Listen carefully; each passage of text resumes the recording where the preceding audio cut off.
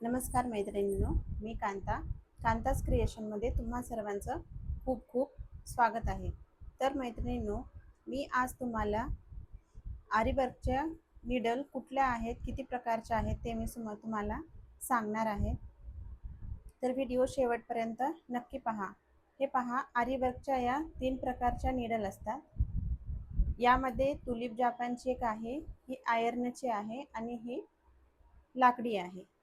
तर मैत्रिणींनो, सर्वप्रथम आपण टुलिप या नीडलची माहिती घेऊया।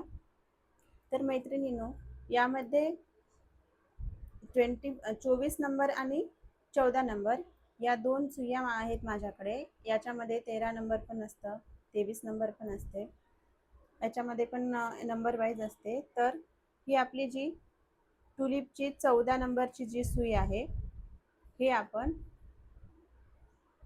हे पहा, ही 14 नंबरची आहे, तुलिप जापानची आहे।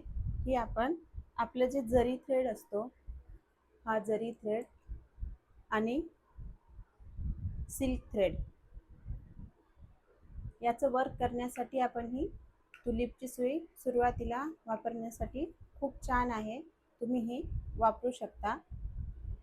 आणि ही तुलिप जापानची 24 नंबरची जी सुई आहे, ही पहा 24 नंबरची, ही तुम्ही बीड्सचं वर्क करण्यासाठी वापरू शकता। पण याच्यामध्ये जास्त बीड्स भरता येत नाही, इथपर्यंतच भरता येतात। पण तुम्हाला प्रॅक्टिससाठी खूप छान आहे। प्रॅक्टिस करते वेळेस ही नीडल वाकायची वगैरे शक्यता नाही आहे, ही एकदम मजबूत आहे। हे असे बीड्सचे वर्क करण्यासाठी तुम्ही ही नीडल वापरू शकता। यानंतर आहे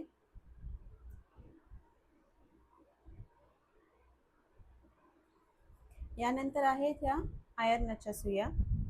या पहा, ही याचं टोक एकदम जाड आहे। तर हे आपण जरी थ्रेड, सिल्क थ्रेड याचं काम करण्यासाठी या सुईचा वापर करतो। जरी थ्रेडचं किंवा सिल्क थ्रेडचं काम करण्यासाठी या सुईचा वापर होतो, ही आयर्न मधली। आणि ही जी आहे, हे पहा, हिचं टोक इथून इथपर्यंत आहे। तर याच्यामध्ये आपण तुलिप जापानच्या 24 नंबरच्या सुईपेक्षा याच्यामध्ये आपण खूप सारे मणी एकदाच भरू शकतो। तर याच्याने आपण बीड्सचं किंवा जरदोशीचं पण वर्क करू शकतो। आणि ही एकदम प्रोफेशनल लेवलची आहे आणि जरदोशीचं काम करण्यासाठी ही नीडल खूप उपयोगी ठरते। ही एकदम बारीक असते। जरदोजी याच्यामध्ये सहजपणे आपण अशी टाकून आपण वर्क करू शकतो। हे पहा,